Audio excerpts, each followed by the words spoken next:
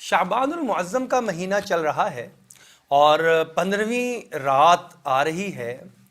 आम तौर पर इसके बारे में बहुत ज़्यादा इफ़रात और तफरीद के मामलात पाए जाते हैं, लेकिन अहादीस मुबारका में गौर करने से मालूम होता है कि इस रात की बहरहाल कुछ न कुछ फजीलत तो अहादीस मुबारका में वारिद हुई है। अब इस रात को किस तरह कीमती बनाना चाहिए उसकी भी कुछ तफसील है।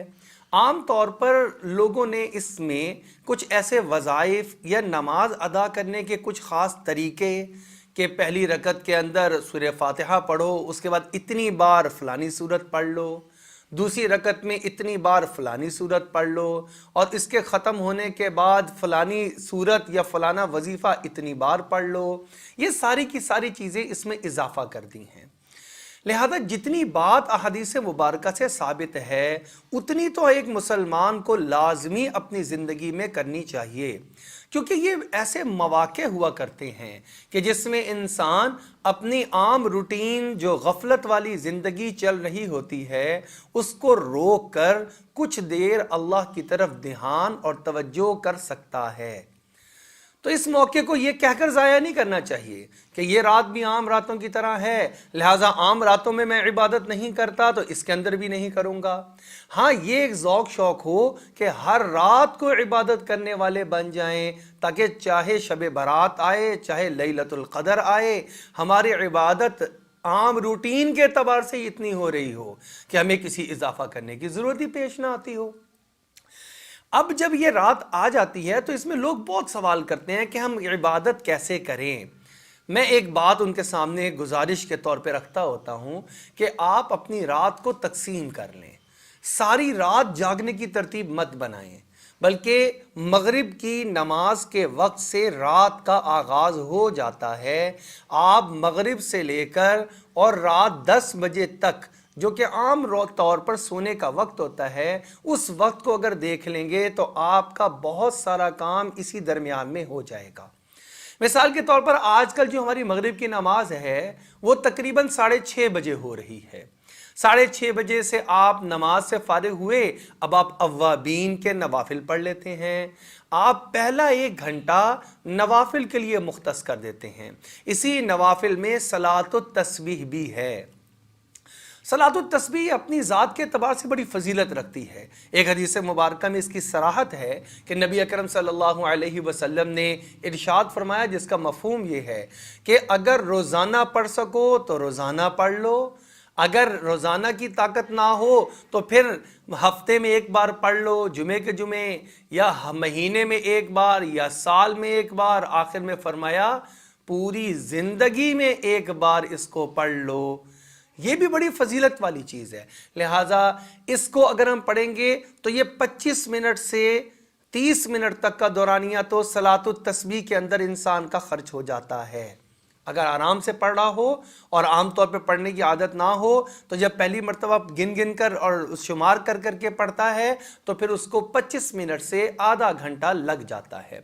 उसके अलावा बकाया नवाफिल पढ़ ले, 1 घंटा गोया नफिल के लिए मुख्तस कर दे, फिर 1 घंटा कुरान पाक की तलावत के लिए मुख्तस कर दे कि उसमें कुरान पाक का पूरा सिपारा, बाज़ लोग 2 सिपारे भी पढ़ लेंगे, जो ज़्यादा अच्छी रवानी से पढ़ने वाले हैं वो 3 सिपारे पढ़ लेंगे, ये तलावत कर लें।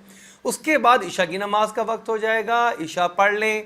इशा की नमाज के बाद फिर आप कुछ देर दुरूद पाक 1 घंटा मुख्तस कर लें कि मैंने इसमें ज़िक्र अज़कार करने हैं। 20 मिनट दुरूद शरीफ पढ़ ले, 20 मिनट इस्तग़फ़ार पढ़ ले, 20 मिनट तीसरा कलमा पढ़ ले। उसके बाद तकरीबन आधा घंटा दुआ कर ले कि दुआ भी तमाम इबादत का मग़ज़ हुआ करती है। उसमें अपने लिए भी मांगे, अपने वालिदैन फौत हो गए हैं उनके लिए भी मांगे, अपने रिश्तेदार आइज़ा व अकारिब के लिए भी मांगे, अपनी औलाद के लिए भी मांगे, अपनी दुनिया के कामों के लिए भी दुआ अल्लाह से करे, अपने आखिरत के जो मसाइल हमें पेश आने वाले हैं उसके लिए भी अल्लाह से गिड़गिड़ा कर दुआ मांगे। ये बेहतरीन वक्त है जो कि दुआ की कबूलियत का है। 10 सवा 10 बजे आराम करने के लिए, इतनी देर में ये आमाल करके कुछ थकावट भी महसूस होगी, आराम से खाना खाए और सो जाए। پھر الارم لگا لے تہجد کے وقت کا۔ اگر اس نے روزہ رکھنا ہے تو سحری کے وقت میں اٹھتا ہے، اس وقت میں 2 رکعت تہجد پڑھ لیتا ہے، اس کے بعد سحری کھا لے، اور اگر روزہ رکھنا چاہے تو روزہ رکھ لے۔ یہ 15 شعبان کا روزہ ہے، یہ ایام 20 کے اندر بھی شامل ہے، اور ایام 20 کے 3 روزے ہوا کرتے ہیں، لیکن یہ ضروری نہیں ہوتا کہ تینوں کے تینوں روزے رکھے جائیں۔ ان میں سے اگر ایک آدمی کو ایک روزہ رکھنے کی ہمت ہے تو وہ ایک روزہ رکھ لے، اللہ جل شانہ اس کو بھی اجر عطا فرمائیں گے۔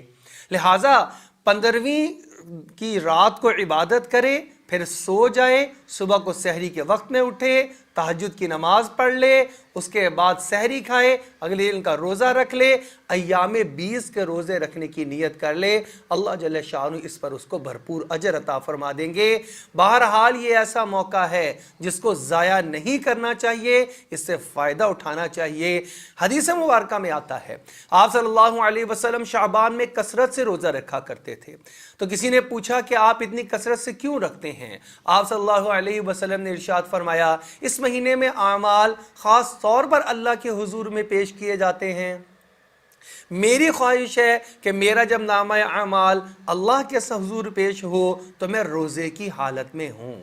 اور ایک اور حدیث مبارکہ میں بھی اس سے ملتا جلتا مضمون ملتا ہے کہ ملک الموت کو اگلے پورے سال کی جتنی اموات آنی ہیں ان کا صفحہ اسی دن، اسی مہینوں کے اندر، اسی شعبان کے مہینے کے اندر اس کے حوالے کر دیا جاتا ہے۔ تو میں چاہتا ہوں کہ میں روزے کی حالت میں ہوں، تو اس لیے ہمیں اس عمل کو چھوڑنا نہیں چاہیے، اس رات اور اس دن سے پورا فائدہ اٹھانا چاہیے۔